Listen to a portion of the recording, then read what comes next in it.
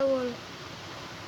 मैं ओम प्रकाश तिवारी, राष्ट्रीय अध्यक्ष मानवतावादी कम्युनिटी एवं युग परिवर्तन आश्रम सोनापार सड़क लेहरा बाजार बलरामपुर। आज आप लोगों के मध्य अमर आत्मा की कथा भाग 4 से एपिसोड नंबर 422 बताने की कोशिश करूँगा। मैं सोच रहा हूँ कि अभी आपको हमने अगले एपिसोड में बताया कि आत्मा ने कहा कि एक घटना घटो। यहाँ प्रश्न ये है कि जब आत्मा दुखी होती है आपकी, तो आपको शारीरिक कष्ट देती है। शारीरिक कष्ट न झेले इसलिए आत्मा को जरूर खुश रखें। शारीरिक कष्ट आत्मा ही देती है और आपकी आत्मा देती है। कभी कभी प्रेत आत्माएं भी देती हैं, जो बाहरी आत्माएं होती हैं। कभी कभी अपनी आत्मा भी कष्ट देती है। इस प्रकार से उसने कहा घर पर चलो एक घटना घटवाऊंगी। आत्मा ने कहा तो वो घटना, उस घटना का विवरण मैं इसमें बताने जा रहा हूँ। एक बात और आप लोग ध्यान सुन लें, इस किताब दिखाकर अगर कोई चंदा मांगता है तो आप 94 53 64 73 92 94 53 64 73 92 पर जरूर सूचित करें, क्योंकि इस किताब को दिखाकर किसी को चंदा मांगने की अनुमति नहीं।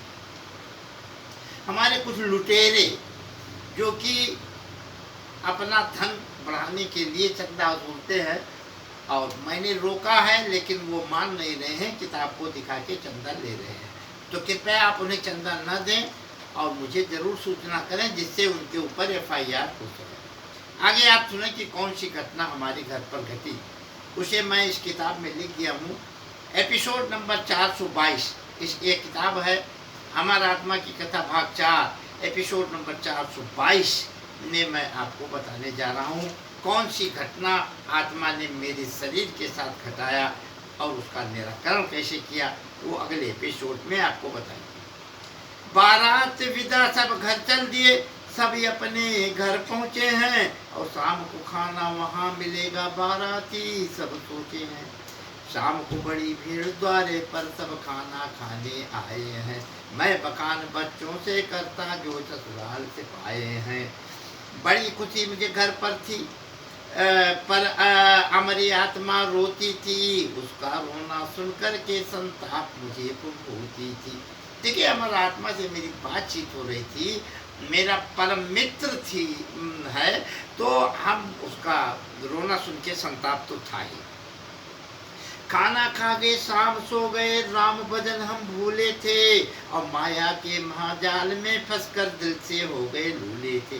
सुबह उठे हम नित्य क्रिया कर फिर खाना को खाए थे। बस्ता लेकर स्कूल चल दिए जो दिल में नहीं समाये थे। अच्छा तो नहीं लगता था लेकिन स्कूल गए। 12 लड़के स्कूल के मेरे योजना एक बना डाले और चोरी में मुझे फंसाना है, सब सबको है समझा डाले। मैं मस्त बड़ाई में खोया ये जान नहीं मैं पाया हूँ है। आक्रमण तो मेरे ऊपर ही था, पहचान इसे ना पाया है। मेरे ऊपर आक्रमण करने वाले थे 2-4-6 बच्चे, उसी का वर्णन मैं किया। 4 बजा छुट्टी पाया तब घर को हम चल देते हैं। रास्ते में 12 लड़के खड़े घेर मुझे वह लेते हैं। लड़के घेर दिए, लड़के से मारपीट तो होती रहती है, लेकिन यहाँ कुछ योजनाबद्ध थी। 10-12 लड़के मारने के लिए तैयार थे। कुछ गाली गुप्ता देते, कुछ मुझको है फटकार रहे। मेरे समझ कुछ ना आए, ये सब कुछ मुझको क्यों मार रहे। चलेगा तख्ती पीढ़ा तो जो कुछ रहा उसे वह मारे लगे। कुछ तख्ती से मार रहे, कुछ डंडा मुझ पे चलाते थे। मैं ताक झाँक सहता जाता, भगने का रास्ता बनाते।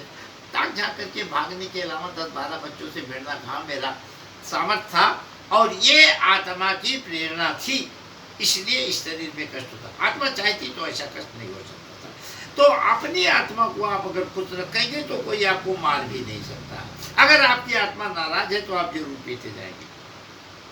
इसी बीच ताकत आई, एक लड़के को मैंने गिरा दिया और उसके सर पर चढ़कर भागने का रास्ता बना लिया। अब भाई मारपीट में 10-12 लड़कों से कहाँ हम भिड़ पाते, इसलिए भागे ही। आगे आगे हम भाग रहे, पीछे लड़के हैं दौड़ रहे। मुझे मारने के खातिर हर लड़के में तो मोड़ रहे। लड़कों से दूरी बनाए रखना मेरी तो मजबूरी थी, हाँफ रहा था बड़े बेग से, दौड़ना तो मेरी जरूरी, बड़े बेग से हाँफ रहा था, लेकिन अब भैया वहाँ 10-12 लड़कों के मारपीट में भगना ही जरूरी था, इसलिए भग रहे थे। एक लड़का थोड़ा सबल पड़ा मेरे नजदीक में हुआ खड़ा, डंडा लिए हाथ में था वो, एक डंडा मुझे जड़ा, एक डंडा उसने मारा, मैंने हाथ से रोका और अंगूठा मेरा टूट गया। अंगूठा टूटा, आत्मा ने तोड़ा। यहाँ तो लड़के मार रहे थे, घटना कुछ और थी, लेकिन ये हमारी अमर आत्मा ने किया। अब वो अमर आत्मा ने कष्ट तो दे दिया, लेकिन इस शरीर को ठीक कैसे करती है उसे मैं अगले एपिसोड में बताऊंगा। बोल दो सियावर रामचंद्र की जय।